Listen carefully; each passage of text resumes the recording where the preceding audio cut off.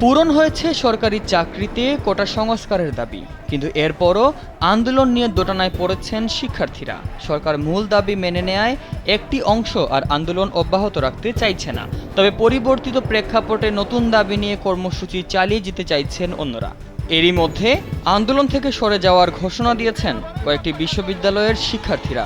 ঢাকা মহানগর পুলিশের গোয়েন্দা বিভাগের হেফাজতে থাকা অবস্থায় বৈষম্য বিরোধী ছাত্র আন্দোলনের ৬ সমন্বয়ক আন্দোলন প্রত্যাহারের ঘোষণা দিয়েছেন। তবে সমন্বয়কদের এমন ঘোষণা দিতে বাধ্য করা হয়েছে দাবি করে কর্মসূচি চালিয়ে যাওয়ার কথা বলেছেন আন্দোলনকারীদের প্ল্যাটফর্মটির অন্য কয়েকজন নেতা। এদিকে যৌক্তিক আন্দোলনের দাবির মুখে ২৩ জুলাই প্রজ্ঞাপন জারির মাধ্যমে আংশিক বিজয় অর্জিত হয়েছে উল্লেখ করে খামের এত দাগ হয় কিভাবে? এই যে ভাবি, দাগও যাবে রাগও যাবে, নিন চাকা সুপার হোয়াইট। সারা দেশে শিক্ষার পরিবেশ ফিরিয়ে আনা সহ একাধিক দাবি জানিয়েছেন সাধারণ শিক্ষার্থী মঞ্চ নামে নতুন একটি প্ল্যাটফর্ম। যদিও এই প্ল্যাটফর্মের সঙ্গে বৈষম্য বিরোধী ছাত্র আন্দোলনের কোনো সম্পর্ক বা সম্পৃক্ততা নেই বলে জানিয়েছেন কোটা সংস্কার আন্দোলনের সমন্বয়করা। অন্যদিকে কয়েকটি শিক্ষা প্রতিষ্ঠানের সমন্বয়করা সংবাদ সম্মেলন করে এই আন্দোলন থেকে সরে আসার ঘোষণা দিয়েছেন। এসব বিষয় শিক্ষার্থীদের দোটানায় ফেলেছে। আন্দোলন নিয়েও সন্দিহান অনেক শিক্ষার্থী।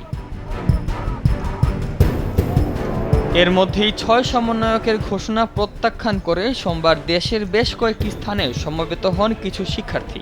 রাজধানী ঢাকার কয়েকটি স্পটের পাশাপাশি চট্টগ্রাম মহানগরী, ঠাকুরগাঁও, নোয়াখালী ও ফেনীতে বিক্ষোভ সমাবেশ করেছেন আন্দোলনকারীরা।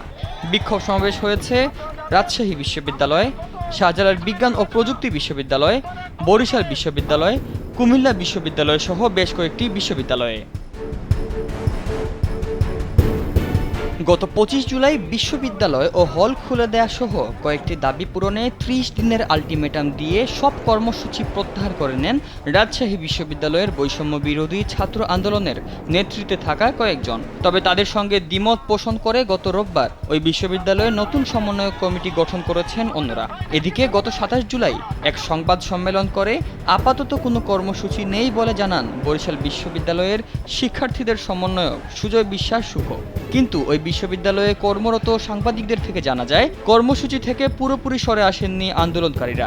গত রোববার গ্রাফিটি ও দেয়াল লিখন কর্মসূচিতে তারা অংশ নিয়েছেন।